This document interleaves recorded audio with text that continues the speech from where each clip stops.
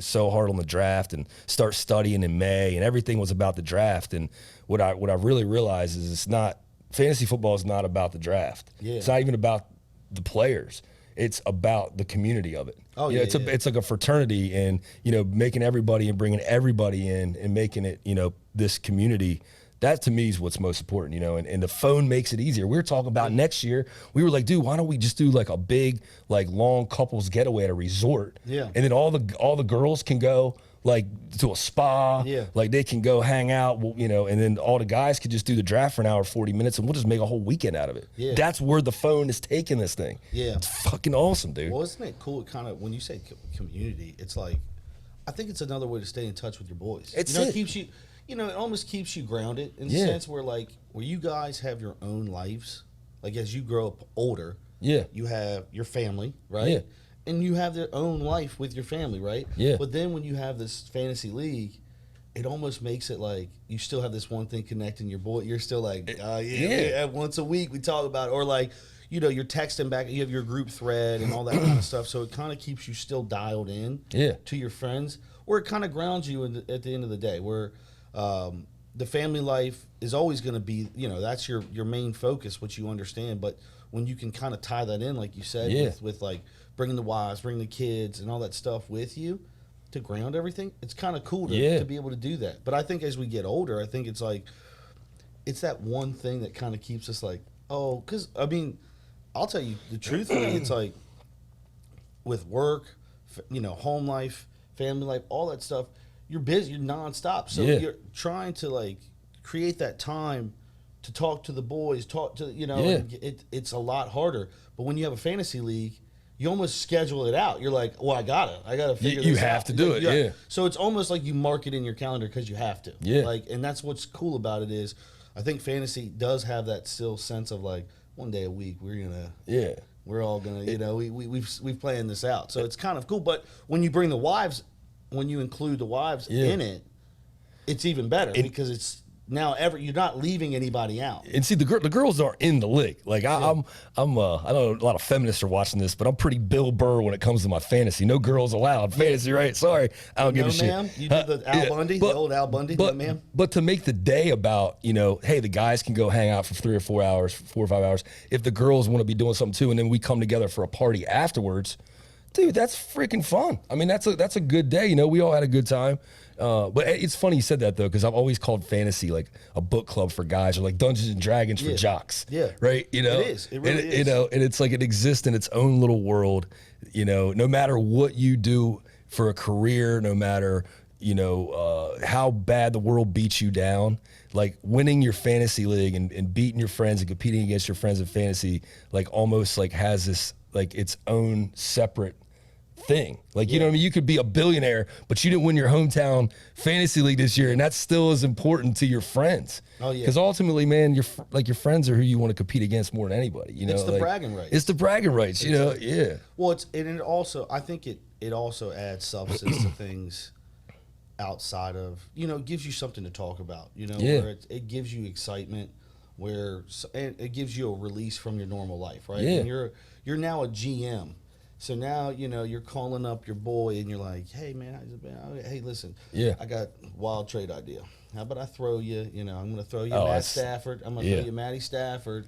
But in return, I need Allen Robinson, and I'm going to need you to come off a running back. You know, and it's like now you guys are in this debate, and then it just keeps everything fun. It's like being a kid again. Dude, it literally, it's funny. Trading cards almost. It literally takes you back to like when you had cards as a kid.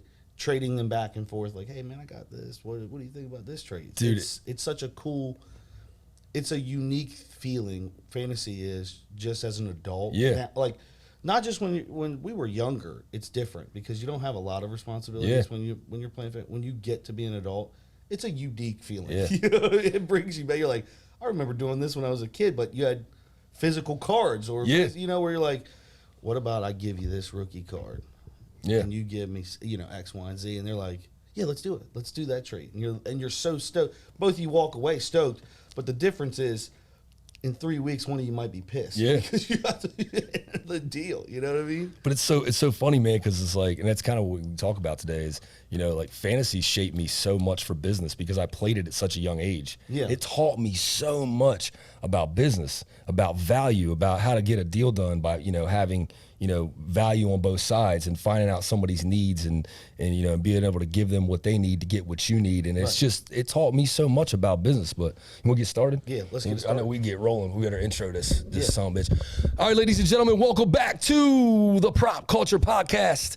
I am your host, Matt Trader, and to my left, as always, is my tag team partner, Mr. Shane Snoots. And today, we're going to talk a little football, whatever's on our mind. I don't know. It's going to be fun. And we don't know where it's going, but it's going to go somewhere. That's how it usually does. All right, buddy. What's going on? So we talking some football, talking fantasy, talking draft. Let me put it this way. Saturday, I had a chance to watch the Bills.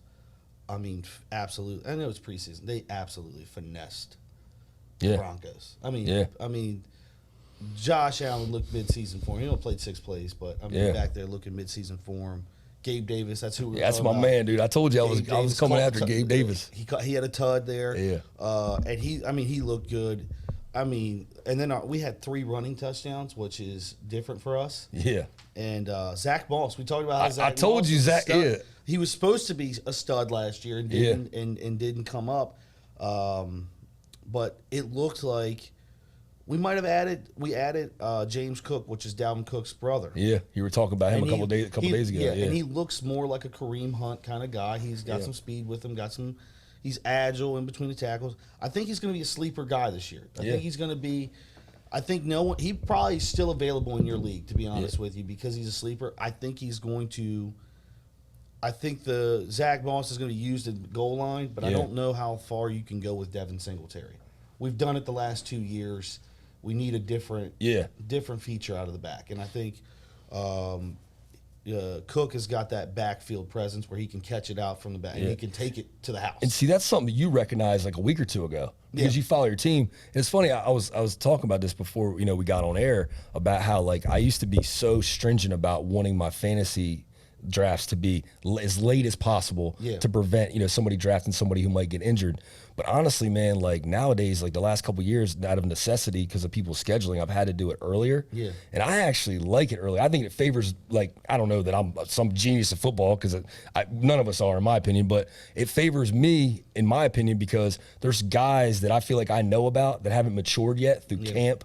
And they haven't come up the rankings, so I can still get some good value on them. Yep. Like Zach Moss, for instance, James Cook, for instance, right? Yeah. He's a guy you were talking about. In the next week or two, he might take the job, and now you go into the draft a couple weeks from now, and all the people who didn't know about him now have the information to know about him, and you can't get the same value on him that you could have. Exactly. So I actually think drafting earlier favors some of the better players who are actually paying attention. I think this is what's scary though too, and who was it? Was it Zach Wilson who got injured last week? Yeah. So starting quarterback, he's out for I don't indefinitely, I guess. Yeah, indefinitely. So the young guys have to get reps because that's what they have to have. Right? Yeah. To especially at quarterback, you cannot be a young unless you're I think Trevor Lawrence and or like Andrew Luck. Those guys were just pre-made ready to go. Like they didn't need reps. They were just already. You knew when they were drafted they were going to be that guy. So preseason wasn't that important to them. Yeah. But like someone like Zach Wilson, absolutely. He has to have reps to be back. And he's smaller. He's built like Johnny Manziel, but with a little better arm and accuracy. Yeah. So he can't take hits though. No. So that's the problem is your body's taking extra hits you don't need, and then now he's out. But what's going on? What's wrong? Nothing wrong. Sorry. Every time we put my foot down, sorry, we had a little glitch in the matrix here. I was like, what? So I think that's the part. I mean, now you got Joe Flacco starting week 1 for the Jets. Yeah. I mean, they went from being everyone was saying they could be the number 2 team in the AFC East to being like, oh, the Jets are the Jets again. Yeah. You know what I mean? Their offensive line's really good though. Actually, they had a great draft. Yep. Right, they had a great draft, and the same thing we talked about last time with the Dolphins. Yeah, the Dolphins looked poised. Yeah, and they're one injury away from. Yeah, Tua goes down. Who do you got? They do have Teddy Bridgewater, and he's serviceable, man. Dude, he's got tiny. Teddy Tiny Hands. I know. Hey, I'm a Vikings fan, bro. I know all about Teddy Two Gloves, but he can manage a team. Teddy. You know, he can manage a team. I mean, he's serviceable. It's not a bad backup to have. Honestly, No, I mean, he's listen, smart. He can hit the short intermediate pass. But He you can don't manage want the team. you don't want him as your starter. Here's the thing. Oh yeah, I'm not it's saying I just do. like the Cleveland Browns. Do you think that they want Jacoby Brissett the first 11 games? No. I mean, they're terrified that they have to play 11 games with. This is a wash of a season for them. Yeah. And I mean, but let's talk about that. The Browns basically got lucky. They were like, we get 11 games, and you know, I mean, they got off. I don't know what the fuck they were thinking trading that much. That's a lot of capital. Yeah. See, the problem is, I don't think Deshaun Watson. Again, this is just he's not worth the internal headache. Yeah. Here's what sucks. Okay, say he comes in week 12. What's against the Texans? I mean, stinks this place up. Stinks it up. And then guess what? He doesn't rebound like they think. And he ends up being not a top 5 quarterback, like a top 15 guy. Yeah. Do you really want that for a Case Keenum of a guy? That's what I'm saying. Would you give up to get him? A Kirk Cousins of a guy? Like you're now known as the dude who has a womanizer or woman abuser on your team. Is that really where he's going to be gone in 2 years if he doesn't perform? The pressure's all on Watson now, and the organization's like, well, shit, we're paying this guy. We might just cut him if he doesn't. I mean, but it's fully guaranteed, isn't it? Right? I think he got a pretty good chunk guaranteed. I don't know. I don't know the economics of the deal, but I think he got a pretty good chunk. The whole contract's guaranteed. I think the whole thing was guaranteed. Maybe not, but he got the largest contract guaranteed. Yeah. Either way, the pressure's on, and if he's not a top 10 guy, he'll be out of the league in 2 years. Yeah. You won't hear from him ever again. And you just paid him that Bobby Bonilla money. Yeah, and that's the sad part is this dude. Well, but let's be honest, as owners and as GMs, why take the risk on something? Dude, like his that? agent's the real MVP. The first. I mean, dude, his agent is a beast. I don't know who he is, but first year of the deal was $1 million. Yeah, it's like what the. So he loses, like they said. It's a devil number. The devil's number. Yeah. Each paycheck he uses is the 666. That's the devil's number, man. Yeah. Like that's how you know his agent must be the devil. Dude. He signed it. The devil went down to Georgia, man. My boy drafted him late. Like he was like, dude, I'll just wait until week 11. No, I mean you can stash him. I just don't think. Again, I would touch him. Even when Vic came back, if you remember, yeah, Vic was out of football for what, 2 years, 3 years? Yeah, 2 years. He came back with the Eagles. Remember, he only had a hell of a season that year. He only had 2 years though at the top. Dude, his peak ran out, man. Him and Deshaun Jackson won my boy a fantasy league that year. Man, Vic went off. That was an underrated fantasy season. Like, nobody talks about it, dude. He went off at the end of that year when he came back. Or the year, maybe it was the following year or something. No, because he came in and he had to back up McNabb. It was a perfect situation for him. And then the next year he was good. Yeah. And then the following year the decline started. Yeah. And that's what I'm saying. Well, I think Watson's only 24, so he's nowhere close to 30. But here's the problem: it's ring rust, man. Yeah. It's like you've been out of football for a year, and now what? A year and 8 months. Yeah. How much is going to be? I mean, he's talented, but how much gas do you have in the tank? Yeah. And it's different when you get hit. Yeah. And again, this is such an unprecedented thing, but I wouldn't. The Browns are doing Brown things. And I always take up for the Browns. I was taking up for them big time. But I would have kept Baker. I would have kept Baker. Why wouldn't you have kept Baker? Baker wasn't that bad. He was just banged up some. They got a good offensive line. And he had a chip Nick Chubb, Kareem Hunt. They had like plenty. I would have absolutely kept Baker. But now Kareem Hunt wants to get paid. Yeah. So now you're breaking up the Beatles. Yeah. Yeah. Because here's the problem. You gave out the largest contract to a quarterback. Kareem Hunt goes, oh, hold my beer. Like, the last 2 years, if it wasn't for us two running the ball, Baker's not even a winning quarterback because we save him. Yeah. So what do you mean? So I want to get, as a running back, let's think about it. Your shelf life is what? 7 years, maybe? I don't, in fantasy. 5 years? In fantasy, I usually don't draft a guy after the 27th year, or 27-year age year. Yeah. So when they get to be 28, 29 at running back, I usually will not touch them.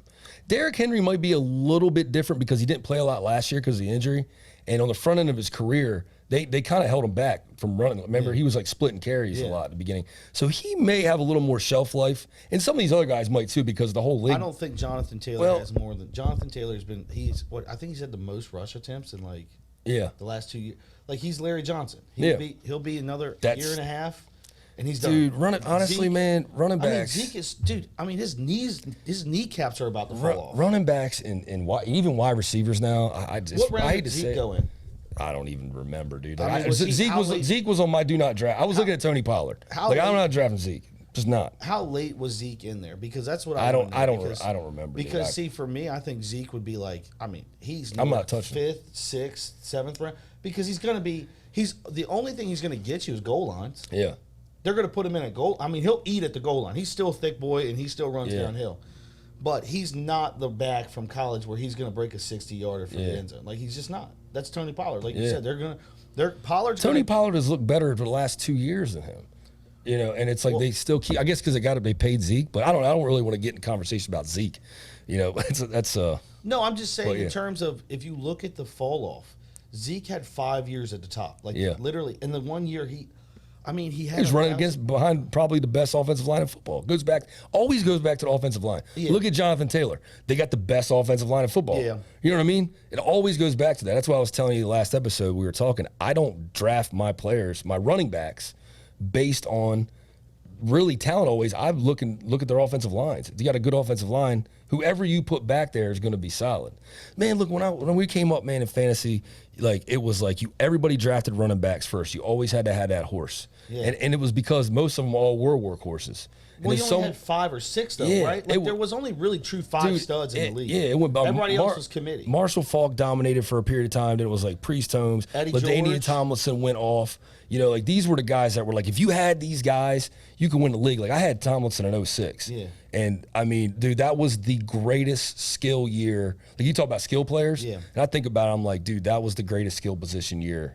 Well, you had ever 31 times. I don't think that this is a bold statement. Actually, I don't think it's that bold.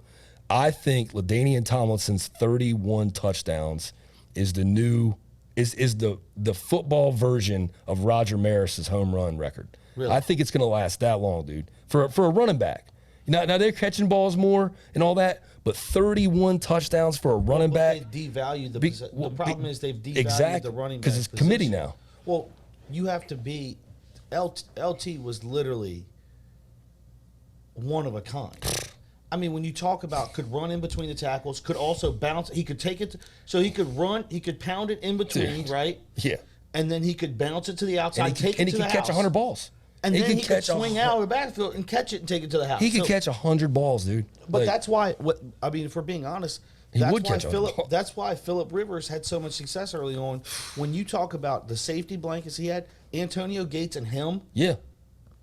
Who the hell do you need on the outside? And their offensive line was very good. You and I could run 1 and 2 out there, and we're going to be damn near close to open because you got the middle of the field is taken up because now you have LT and you have and they had Michael Turner too, who was definitely a great downhill guy.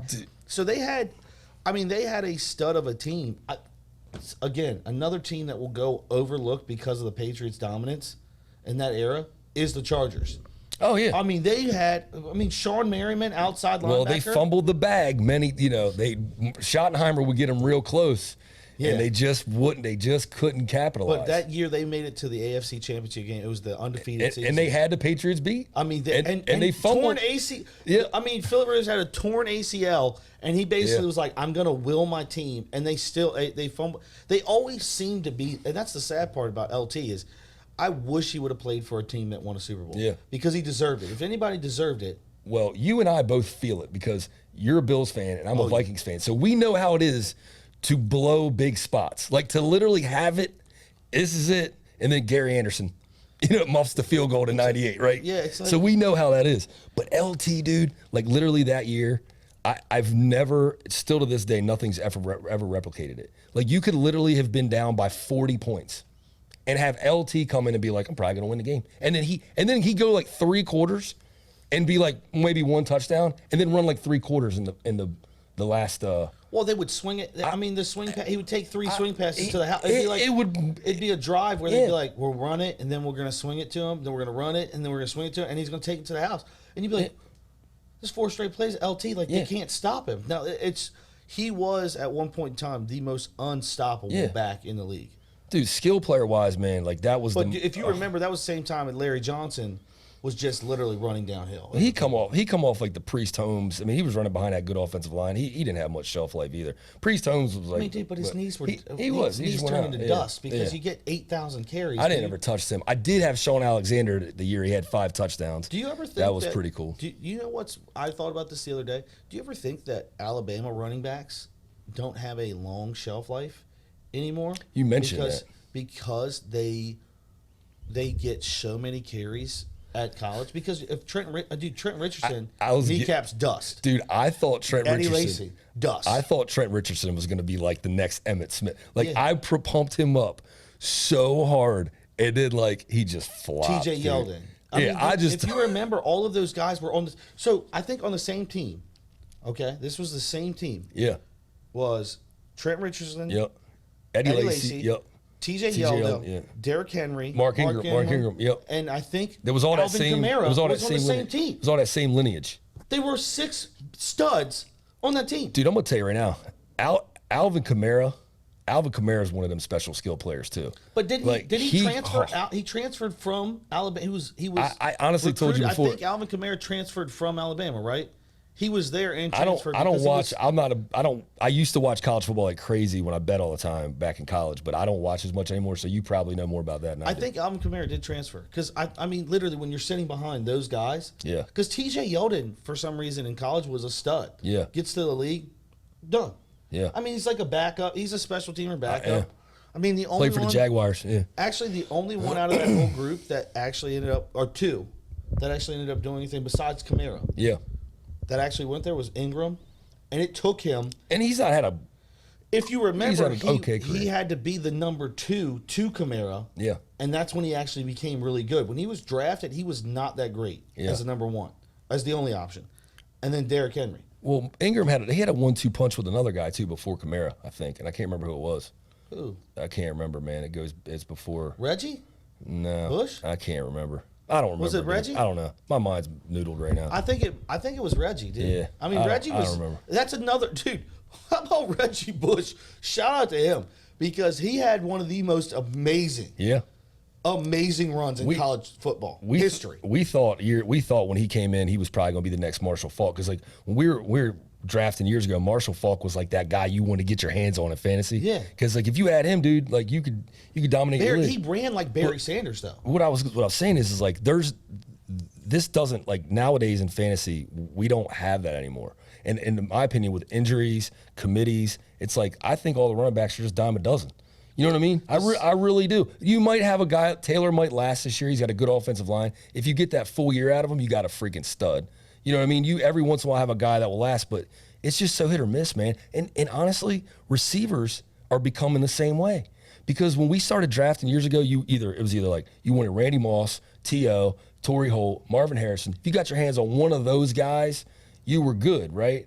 Nowadays, dude, like the number 1 receiver, I mean, the number 2 and number 3 receiver on some of these teams can be just as good. Well, but it's so deep. This pool is so deep. But let's be transparent. The offense has changed, though. They went from running pro style. They did 2 guys, 2 tight ends, or a tight end, and then a fullback and a running back. To now they're literally it's 4 wide, 3 wide, and they're in shotgun. Yeah. It's throw before run. Yeah.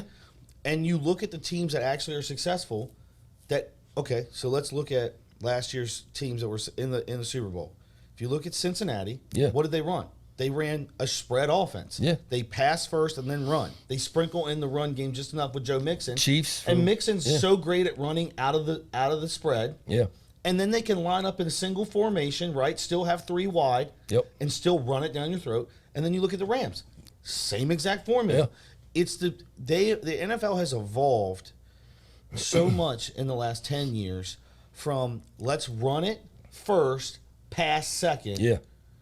To then now it's pass first, run second. And that's why Indianapolis didn't make the playoffs last year. Jonathan Taylor's number 1 back in the league. Pound them up. They could run the ball down your throat. Yeah. But Carson Wentz couldn't throw the damn ball for shit. Yeah. You know, so at the end of the day, if you don't have a guy back there, and again, you have to have a guy back there. Yeah. And it shows Carson Wentz was still top 15 in stats last year, didn't make the playoffs. You have to have a top 10 guy. Yeah. And again, you have every now and again, you have the Redskins because the NFC East is the least. Yeah. I mean, when you have Heineke, they'll make the playoffs. I mean, and this is no offense. This is no shot at Cowboys fans. Again, they'll take it this way. And shout out to Bob because I know he's probably listening. He's gonna ding you up on this. He did not like your Ezekiel Elliott comments from about 4 or 5 episodes ago. No, he did not like that. He is ready to come on this show and fight for his boy. Yeah, he's ready to fight. I think the sad part about, Dak Prescott is trash numbers. He gets trash numbers because typically his production does not come in the first 2 quarters. Yeah. It's when they're down, they're spreading the ball, and he's lighting them up for 400 yards now.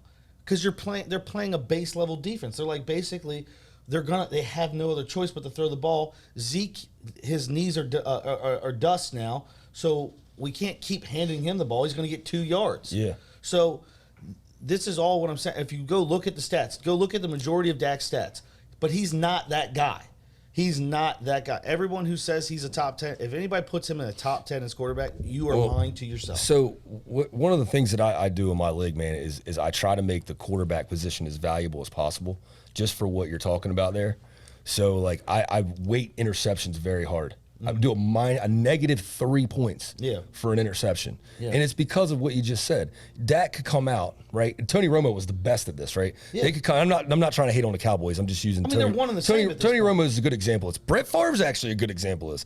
They could come out, throw 3 or 4 interceptions, put their team behind early, and then they have to play catch up the rest of the game or throw trash. And it's like, so because they made mistakes, they're now getting 40 or 50 point fantasy days because of their mistakes. Yeah. You to make the quarterback position valuable in fantasy and to make it relevant, you've gotta be hard on the interceptions. Incompletions? No, I don't do that, dude. See, I think you could do QBR and that stuff, but that gets too. The sad part I think there should be something for incompletions. You could definitely get into that. Because look at that one game, Ben was like 18 for 50. Yeah. But he had 627 yards because he had Antonio Brown, Juju Smith, and they were down the rest of the game. Yeah. It's like, well, of course, when you have to throw it 58 times to catch up, and you're 22 of 58, how the hell are you like? I mean, to me, it's just like one of those things, especially in fantasy. Yeah. Ben, at the last part of Ben wasn't a top. He might have been. Fantasy, but in fantasy, he was probably a top 10 guy still because he still had games like that. I never was a huge Roethlisberger guy, but yeah, he definitely had some games. The last 5 years, he was definitely still in the top 10 of fantasy guys. Maybe not last year or the year before, but maybe 3 years ago, let's call it. Dude, he had some 400, 500-yard games because they were behind. He could go on runs all the time. He could go on runs, but he was like one of them guys that was like, you didn't feel bad if you had him in your lineup, but I wasn't like clamoring to get Big Ben. He was going to get you. He was serviceable. You knew what he was going to get you. He wasn't going to. This wasn't a situation where I think it was 3 years ago. I had Josh Allen because I was high on him. Yeah. And that was the year he had like 600 yards rushing. Yeah. And he had all those rushing touchdowns, and he was still throwing, and he was like. His completion rate was, at that point in time was, I think, lower. It was like 59. And that's when they still were off. It was 2018. They were still not on the train of Josh Allen. And but our league rewards you for rushing and doing all that stuff. So he still had a dual threat guy. Yeah. And he was getting me like 50 points a week because he could run the ball. Well, you need the dual. You almost had to have a dual threat now in fantasy, dude. Back in the day, so Randall Cunningham. This is like mid '90s. Yeah. This was like when he played for the Eagles. He was so coveted because he was like the only guy who did both things. Yeah. And we love. That was like the guy you want to get your hands on. This was like Do you remember 30 Steve years McNair? ago almost. Oh yeah. Dude, McNair. Dude. Aaron McNair was a stud. I tried. Dude. So look, man, I tried one year to win a seat. I basically went a whole year because what I would do for years when everybody else was drafting quarterbacks higher, I've flipped now. I've completely flipped. But I would wait literally the whole draft and I would track what everybody else had. Yeah. So I'd be like, okay. I'd be like, we had 14 teams at the time. It's like, all right, all 13 guys have now taken their quarterbacks. I can wait. So every round, I just skill position, tight end, whatever I wanted, I would just accumulate. And then I would take 3 quarterbacks in a row and hope one of them panned out. Yeah. And I literally, I mean, I was winning games with like, I won a Super Bowl with Brody Croyle one year as a spot start quarterback and got me 0 points in the Super Bowl and won because my fucking lineup was so lethal with everybody else I had, and I can't remember right offhand who it was. Croyle? Yeah, Brody Croyle, bro. That's crazy. But now, how many career starts did he have? Now, that's a fact. That's a trivia fact. How many career starts? Oh, dude, it was like 7. It was the end of the year. I was spot starting them because so what I did, and there was a point here about Steve McNair because I had used him at one time. He was hit or miss. But now it got so trendy to wait on quarterbacks. Now what I've found is, dude, I actually like taking the quarterbacks early because they're stable most of the time. You know, they don't get hurt as much. And if you got in my league, like I force you to carry so many quarterbacks. Yeah, so, you said that you so you can't just go out and be like, oh, I'm going to stream one of the 12 quarterbacks that are sitting out there at any given time. Yeah. That devalues the position. So if you lose a quarterback, you got to go make a trade for one. Better call your boy up and get your GMing skills out because you got to figure out how to get one. So if you got a good one and you got a couple good ones behind them, you've got that trade bait. Yeah. So I took Mahomes, like I couldn't get Allen. I wanted Allen. Yeah. It's like, cause I love Gabe Davis and I was trying to get the pickup on the back end later on. Yeah. And I took Mahomes early and I actually turned around and took Kelsey. I didn't take a running back till like round like 6. But that's the thing. I remember, what was it, 2015? No, maybe 13. Yeah. Steve Slayton. I took Steve Slayton in the late, like he was undrafted, it was 7th round. Yeah. And I was like, I knew the Texans didn't have a running back. Yeah. And I was like, Steve Slayton, I remember his days in West Virginia. Yeah. And they drafted him as a rookie. And I was like, they're going to play him because he's a stud. And that year he won me my league. Yeah. He won my league because I drafted, like you said, I looked at who the running backs, basically who you think is going to end up the starter. It might, week 1, they might not be the starter. But week 3. Yep.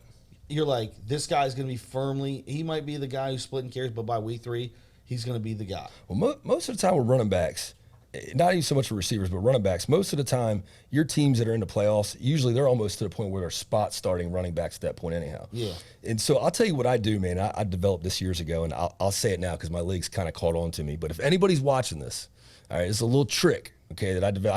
I call it waiver jumping. Yeah. Okay. Now, in my leagues, you can't just, like I told you before, you have to carry a certain number of players. So in if you each drop position. a wide receiver, you have to pick up a wide receiver. Yes. If you drop a running back, you have to pick up a exactly. running back. And I do that because our leagues, it's 14 teams. That way no one can hold all the running backs on their bench. Exactly. Or hold all the wide receivers. So you have to be real cautious about every move you make. Yeah. So what I do is, because handcuffs will hijack a position, because you've got to always carry that handcuff because you're scared your guy's going to get hurt. So what a lot of people don't realize is, like Lamar Miller. In most leagues, exactly. Like whoever's backing up Lamar Miller, yep, you would have to hold. And typically Lamar wouldn't fail to do. You could cash that in with week 1 because he tore his ACL. But I've got a way around it, right? Here's what I do. So basically, in most leagues, what people don't realize is, if you didn't start a player, you can still drop him until the week's over with, right? So if you look at like the free agent pool, right? Everybody at 1 o'clock, the minute the game starts, they're locked. But the guys at 4 o'clock are still available to pick up because they haven't played yet. Yeah. So what I do is I'll get my handcuff with my running back. I'll make sure I have him on my team. I'll let the whole game go through the 1 o'clock game, right? At the end of the 1 o'clock game, if my guy didn't get hurt, I'll take my handcuff and I'll turn around and drop him for one of the other handcuffs that are sitting out there in the 4 o'clock games. So say you got, like, I don't know, Jonathan Taylor and Hines is sitting out there. Yeah. And I got Dalvin Cook. I'm going to drop Madison, pick up Hines. Now I've jumped the waiver wire because guess what? If Taylor gets hurt, I just got Hines, right? Or whoever the backup is for that player. And then nobody's going to touch my handcuff because my guy didn't get hurt. So I'll go back and pick the handcuff back up on free agency the next week. And I call it waiver jumping. And people were kind of mad when they figured out what I was doing. But dude, because you don't want to waste the waiver move. That's the key. Can you jump? So if can you drop from you're saying on your bench? If they're on your bench, you can drop them. You can drop them. You can't drop a guy who's playing. Yes. But you can drop a guy who you haven't played. And that's a whole another conversation about why that has to be like that.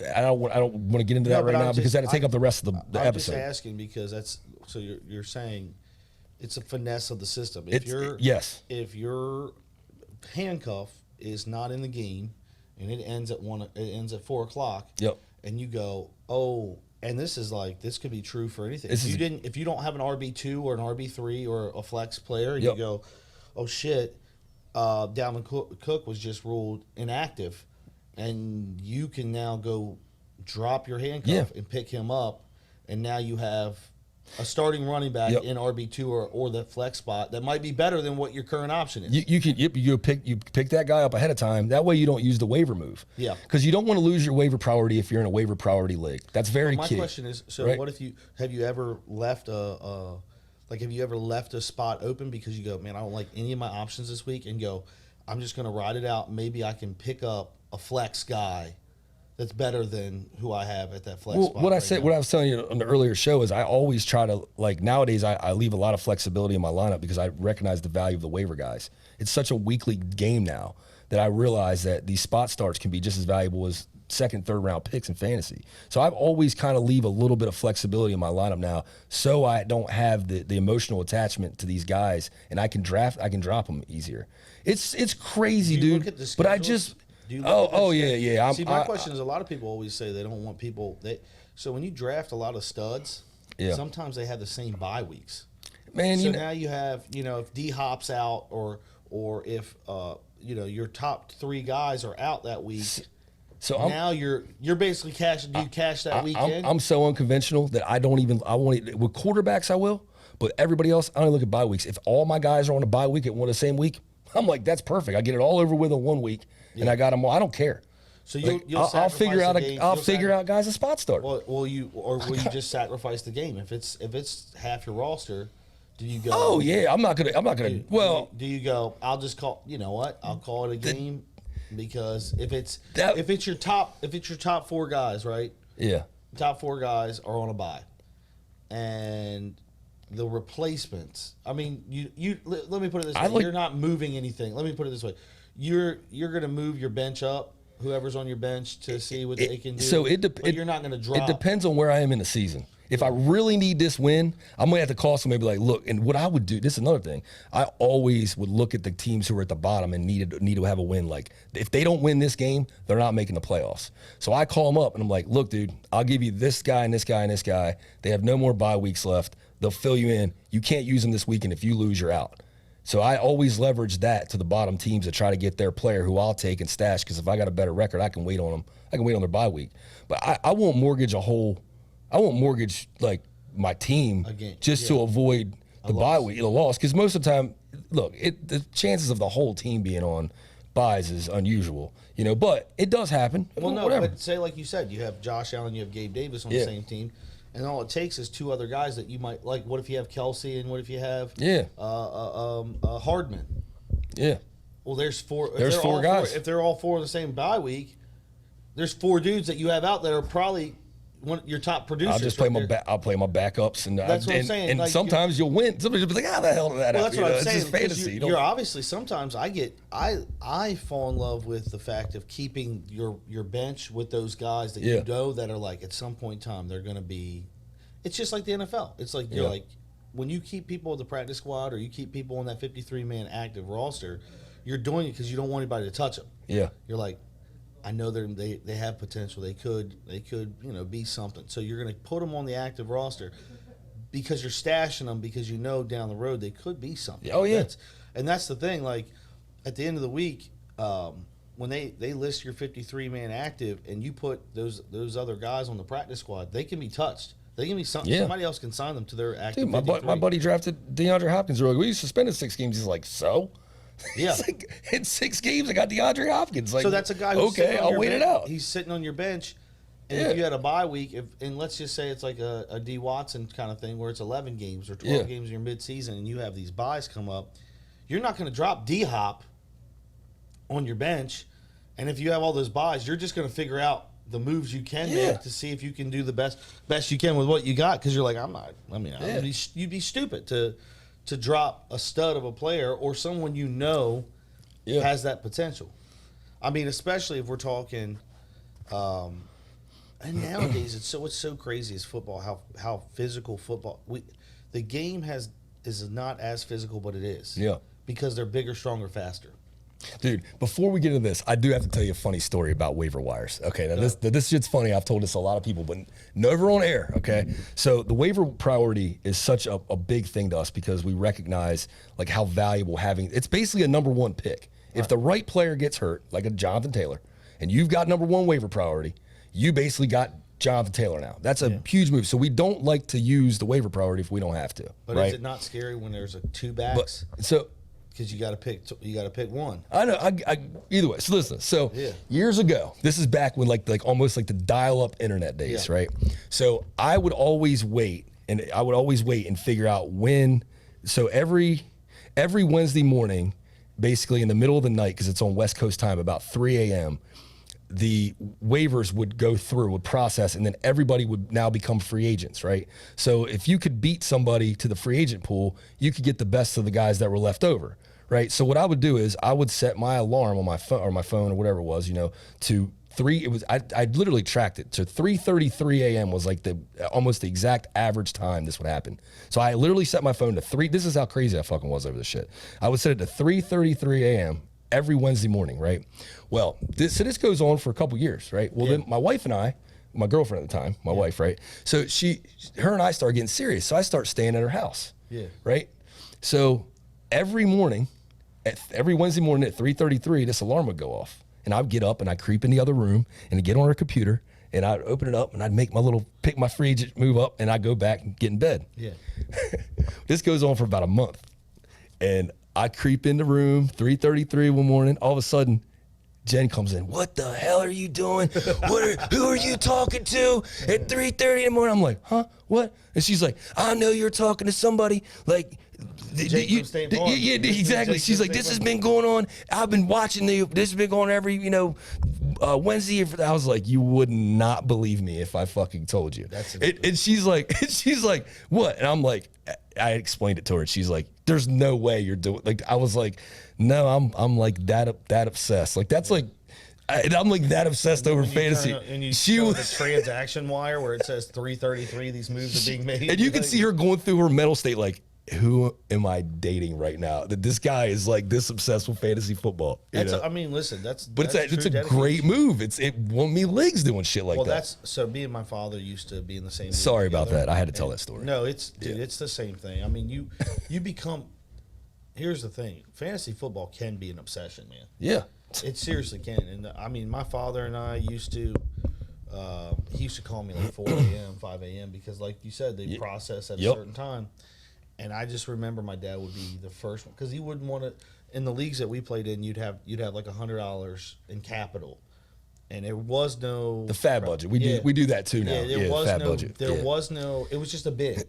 You had to put bids in for the players that you want. So that way it's like, because what would happen is some people towards the end of the season would just take the good players off the board. Yeah. Like these crappy teams would just take them off the board just because, and they have no shot at it. So everyone started bitching, being like, hey, how is this fair that this team has no chance of making the playoffs and they're still picking up roster moves? Yeah. Well, typically those players or those teams would be out of money. They would be out of bids by the end of the year because they weren't smart with what they were doing, So we would start a budget. It would be like $100 or 100 coins, and it was a bidding system. And it's funny because my father was literally this is rules of his life. Like he would not spend any of his money until the end of the season. So he would wake up smart, and he would literally, like you said, just go on to see who's left and who didn't. Yep. And what would be funny is the people that you would think that would be bidding on because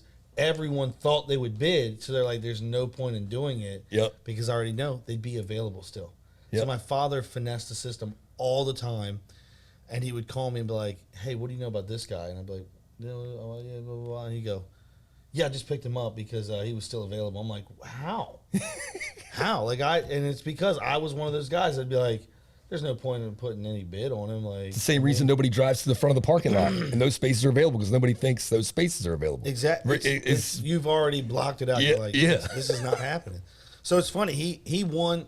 I think he's won 2 championships that way. Where he's just like you said, he was just the best on waiver moves. Like he'd get up early, Yeah. get on there and be like, oh, they didn't pick up this guy? Cool. Yep. Boom, got it. Hey, I checked this stat out, check this, and that. It looks like this guy's pretty good. And again, he would make so many waiver moves. By the end of the year, That's how I am. he would have his original team wasn't even close. That's how I am. You know Trades what I mean? and waiver moves, baby. I remember that year that they had David Johnson, and I mean he was the first. It was like my dad drafted him number 2 that year because he was supposed to be a stud. Yeah. And he was terrible. I mean, god awful. Uh-huh. But he got off of him so quick. He traded him. He got off of him early on, for like 3 or 4 weeks. Still had some value, name recognition. Yep. It was like, I feel him on that. Yep. And somebody offered him a trade, and he was like, "I'll take it." You know what I mean? It's so funny to look back on it because, like you said, you can never be in love with your first overall. Like No. just because you drafted him number 1, is that your first pick? You can't be in love, man. No. Like he had no connection to him. He was like, I already know this guy's going to be.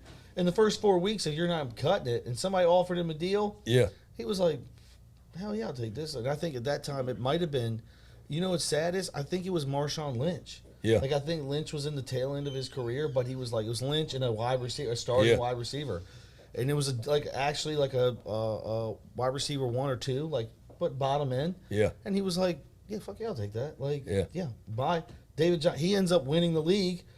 David Johnson's like not even playing that week. He was like, dude, I want that. But it's that type. But it's that type of obsession. It's like I was talking about at the very beginning, right? So like fantasy very much mimics life. It's like anything else. The more time you put into it, the more effort you put into it, the more consistently you are going to win or come close to winning. Yeah. You know, it's like everybody's like, oh, it's just luck. I'm like, no, it's not random luck. There is luck involved. Oh yeah. But I always say, you know, what luck is when hard work meets opportunity. Oh yeah. You know, and it's like there's a reason that some people are. It's like poker. Right? Oh, you got to catch the cards, but there's a reason that the same dudes are at the final table of the World Series of Poker, like every year. There's a reason that some weathermen are better than others, right? It's just the more time and effort, the more you try to finesse and game the system, the better it is. It's funny though. My friends and I have been obsessed for years, and this year we were actually clowning ourselves, dude. So when we started the draft, we all got out our phones and stuff, you know. And like I was telling you before, we usually would do it on pencil and paper. Yeah. And I think like everybody looked and we're like, we don't want any of these players. Like we all were just, and we were like, dude, how crazy were we to be this obsessed with fantasy? We almost were like clowning fantasy drafts while we were drafting this year. It's crazy. It's so crazy. Well, you know, fantasy is like fantasy. The mainstream media took fantasy on. Yeah. And this was like 4 years ago, and it was like schedule your draft at Buffalo Wild, like all these places, right? And now it's kind of almost reverted back into like a niche kind. It went back. Everything comes in strides. Yeah. And I think that fantasy is still popular, but it's not what it used to be. Dude. Do you know what I mean? Like I do. It's like they used to have draft parties and stuff. Like it was crazy. And now it's like it's back to what it used to be. Let me put it that way. It kind of like, I'm not gonna lie, man. Like Which is good. I love the fact that everybody sees what like I had seen for, you know, when I started playing. But when I was doing drafts in the 90s or the early 2Ks, and I was showing up to like Island Way with like my magazines and my notebooks, and these people like would look at you like, dude, what are you doing? Like, we're drafting fans, and they're like, what are you, like a nerd? Like, you know, like regular dudes be like, dude, what a bunch of dorks. Yeah. You know what I mean? And then all of a sudden, everybody starts playing, and it starts not to feel as exclusive. It's like you have a party, and then like everybody starts showing up, and it's like, this party might not be as cool anymore. Although I'm still obsessed with it. So but everybody, I think everyone now has a fantasy team. Like but that's why I said it became like mainstream. Yeah. And now it's starting to revert back to being like, oh, well, you don't see draft parties out like they used to be. Yeah. You might see them on because of the phone. It's because of the phone, man. That online has changed it. Well, on Facebook you might see it. Like you might see them like you said, at each other's house. On the phones, but you don't see them. You don't see it like it used to be, where people are out at these big venues or big places, like, you know, Buffalo Wild Wings, Green Turtle, wherever, you know, whatever, drafting. Because it's starting to revert back. It's no longer like the cool thing to be seen out in public doing. It became a cool thing to be seen out in public doing. Like, yeah, I'm drafting my boys a fantasy team. Now it's going back to what it used to be. Like, we go to the band cave. No one sees us.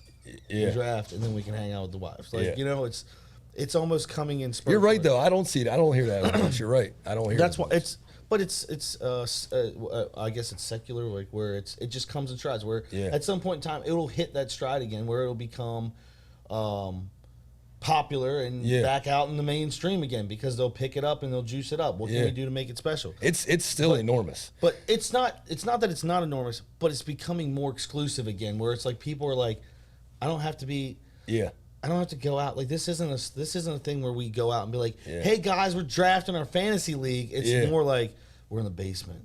Yeah. This is what men do. It's like Al Bundy. It's no ma'am. It's back to the no ma'am and password to get in. You know what I mean? Which is what it was always intended to be. Yeah. It was always intended to be this thing that was a private It's like the NFL draft. function. Dude, the NFL draft, when the NFL draft was on at noon on Saturday, at noon, I would like literally be a kid going from eating Captain Crunch to like, you know, going over to my friend's house drinking whiskey at like 14, 15 years old, watching the draft. Young kid. And it was like our thing. And you'd watch the guys who were up to the draft and they're smoking cigarettes and like, you know, bumping beer bellies or whatever. And like, it felt like your thing. And then all of a sudden they took the fucking draft and they picked it up and they put it in primetime Thursday and everybody's fucking grandmother is talking about, oh, the Ravens pick. I'm like, it didn't feel like mine anymore. So you know what I do? I barely watch the NFL draft anymore. Yeah. I just don't. It's like they've ruined it. Well, sorry. I literally could go on rants about this. I think that's and if my mom's watching, sorry, Mom, you might have counted like 5 F-bombs right there in a row, but I don't care. They mainstreamed it, and I think the mainstream part of it makes it less exclusive. Yeah. And when you've been an NFL fan, when you've been a draft fan, when you've been a fantasy guy, hell, I'm a Bills fan. And I've been through the hardship, and now I'm starting to see more people be like, I'm a Josh Allen guy, I'm a Bills fan. I'm like, it doesn't feel exclusive. Like we were, I mean, literally, when you go through a team that just, loses 4 Super Bowls, and then just every year in, year out, they get their ass beat, and now we're good, and everyone's like, I'm a Bills fan. It's like, it doesn't feel as don't get me wrong, because I still will watch them, and I'm still fanatical about the Bills. But it's like, we gotta get together this year. We come over. I got a ticket. You got a ticket. Maybe watch a Bills game. I'll make some. Dude, I make soup every Sunday. Yeah. Big breakfasts. Oh, yeah. Come over, watch some soup. I'm gonna start learning how to make pizzas now. Oh yeah, right? yeah. Come over, get some soup. Maybe these guys come over and we'll hang out and watch. I'll watch Vikings or Bills or whoever. You know, whoever. Let's do it. Yeah. Why don't we? What we should do is we should live record it. Well, if you want to take it there, I don't know if you want to live record me on a Sunday. No, I want to live record my Bills reaction because I can tell you, you can track how much weight I gain on a Sunday. Yeah, my face when we come in some of these Mondays after football starts, my face is gonna. Oh, you got the moon face, dude. I freaking eat a lot of food. But look, so we're gonna wrap this thing up. But speaking of exclusive, next week on the show we have an exclusive interview. If you guys are Karate Kid fans, we have an exclusive interview with the man who played Karate's bad boy, Mike Barnes, on Karate Kid 3. It's all lined up. He's supposed to come on the show and talk to us about his role in the new season of Cobra Kai. And, man, I can't wait. I'm looking forward to it because I love Karate's bad boy. That was my man, dude. Dude, I'm excited. I mean, he would clown. It's pretty cool. So, anyhow, we hope you guys enjoyed the show. We came into this with no recollection of what we're talking about as usual, and we just we saw where it went. Hopefully, it went somewhere fun for you guys. And if you guys want to tune back in next week, do that. We'll see you next time only on Prop Culture, baby.